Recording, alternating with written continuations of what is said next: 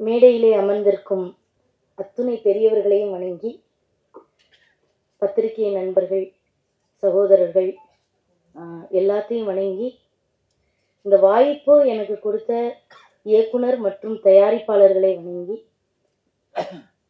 இந்த படத்துல சாதாரண கதாபாத்திரம் பண்ணல, ரொம்ப முக்கியத்துவமான ஒரு காட்சியில நடிச்சிருக்கேன். ரொம்ப சந்தோஷமா இருக்கு.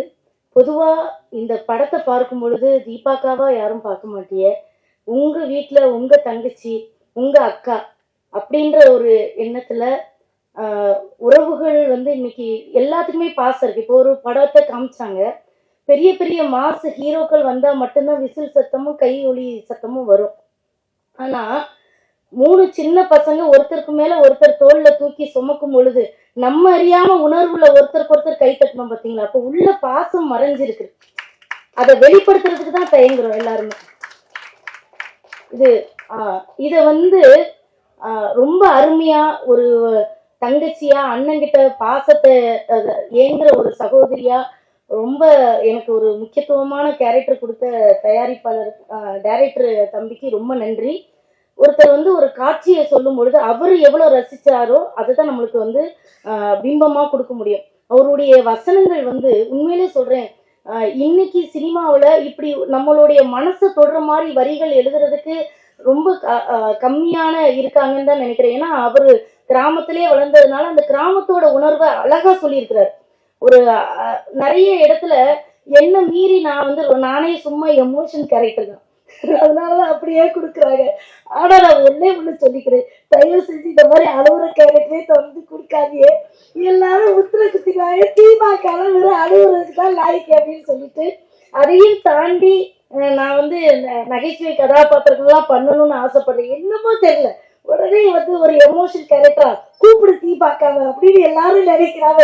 ஏன் தெரியல, ஒருவேளை நல்ல முந்தாடியை தூக்கி ஒப்பாரி வைப்பான்னு நினைக்கிறாங்களோ எல்லாரும் தெரியல. ஆனா இதுல ஒவ்வொரு கதாபாத்திரங்களோட நடிக்கும் பொழுது ரொம்ப தம்பி எனக்கு மருமகனோட நடிக்கும் போதும் சரி, எங்க அண்ணன் கூட நடிக்கும் போதும் சரி, எனக்கு இப்ப ஒரு அண்ணன் இல்லைன்றது கொஞ்சம் வருத்தமா தான் இருக்கு. உண்மையிலே அந்த மாறி மாறி ஒரு சீன் நடிச்சோம் நாங்க, அது என்னால மறக்கவே முடியாது. அந்த ரொம்ப அழுத்தமான ஒரு கதையை இந்த படத்துல சொல்லியிருக்கிறாங்க. எல்லாரும் ஆங்கிலத்துல தேங்க்யூ தேங்க்யூன்னு சொன்னாங்க. அக்கா நன்றின்னு தமிழ்ல சொல்றேன். ஏன்னா தமிழ்ல ரொம்ப அழகான ஒண்ணு சொல்லிட்டு முடிச்சுக்கிறேன். இந்த இம்மண்ணா அப்படின்ற ஒரு வார்த்தை இருக்கு. இந்த இம்மண்ணா உயர்வு சிறப்புண்மை, இழிவு சிறப்புண்மை. அதாவது எங்கள் வீட்டில் ஜனாதிபதியும் சாப்பிட்டார் அப்படின்னா அது உயர்வு சிறப்புண்மை. எங்கள் வீட்டு நான் செஞ்ச சாப்பாடு என் பையன் சொல்றேன், எங்க அம்மா செஞ்ச சாப்பாட்டை நாயும் திங்காது அப்படின்னா அது இழிவு சிறப்புண்மை.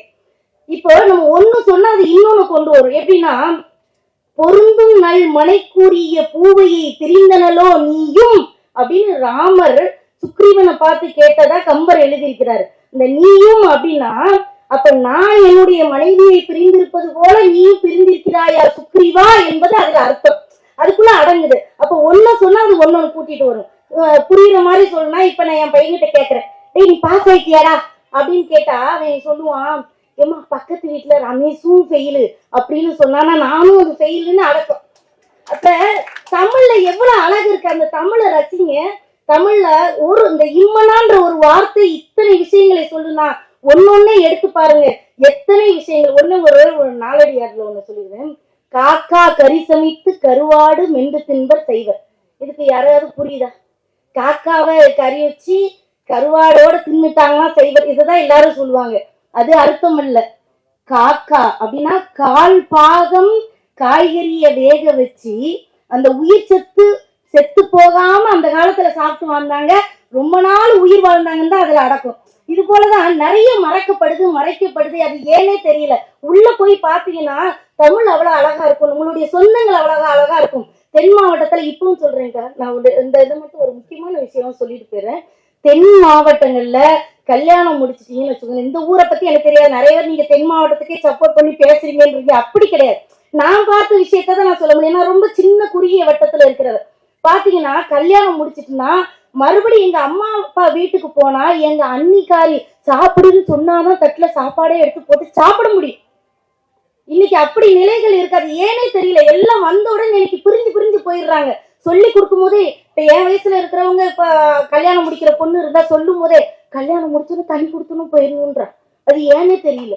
தனியா நின்னா பனைமரம் வந்து பலனே கொடுக்காது. இப்போ பனைமரத்தை பலனை பத்தி நம்ம எவ்வளவோ பேசுறோம். அது மேல இருந்து கீழே வரை எல்லாமே பலன் கொடுக்கணும். அப்ப உறவுகளோட இருந்தாதான் அந்த பனைமரம் கூட பயன்படும். அப்ப நம்ம வந்து பயன்படணும்னு நினைக்கிறோமா, பயன்படாத வெறும் மரமாக செத்து போகணும்னு நினைக்கிறோமா அப்படின்னு யோசிச்சா இன்னைக்கு போய் இந்த உறவுகளோட சேர்ந்து எல்லாரும் பேசுங்க, பழகுங்க, சிரியுங்க. தாத்தாட்ட பேசுங்க, அங்க ஏதாவது கிடைக்கும். பாட்டிக்கிட்ட பேசுங்க, அங்க ஏதாவது கிடைக்கும். ஏதாவது அந்த அன்பை நீங்க அனுபவிச்சின்னு வச்சீங்களேன், அந்த அன்பை தாண்டி இந்த உலகத்துல எதுவுமே கிடையாது. அது எதுவா வேணாலும் இருக்கலாம். நீங்க வயசு முதிர்ந்துட்டுன்னா நோய்கள் வர்றதுக்கு காரணமே அன்பு இல்லாத ஒரே ஏக்கம். நாங்க அதை நிறைய பேர் ஒத்துக்கவே மாட்டேங்கிறீங்க. அது தங்கச்சி மூலமா கிடைக்கலாம், காதலி மூலமா கிடைக்கலாம், பொண்டாட்டி மூலம் கிடைக்கலாம். யார் மூலமாவது அந்த அன்பு கிடைச்சிச்சுன்னு வச்சுக்கோங்களேன், நம்ம நோய் நொடி இல்லாம ரொம்ப சந்தோஷமா இருக்கும். தயவு செஞ்சு உறவுகளை பக்கத்துல வச்சுக்காங்க, வெறுக்காதீர்கள். இந்த உறவுகள் நம்மளுக்கு கொடுக்குற பலன் வந்து ரொம்ப அதிகம் என்று சொல்லி வாய்ப்பிற்கு நன்றி வழங்கி விடைபெறுகிறேன். நன்றி, வணக்கம்.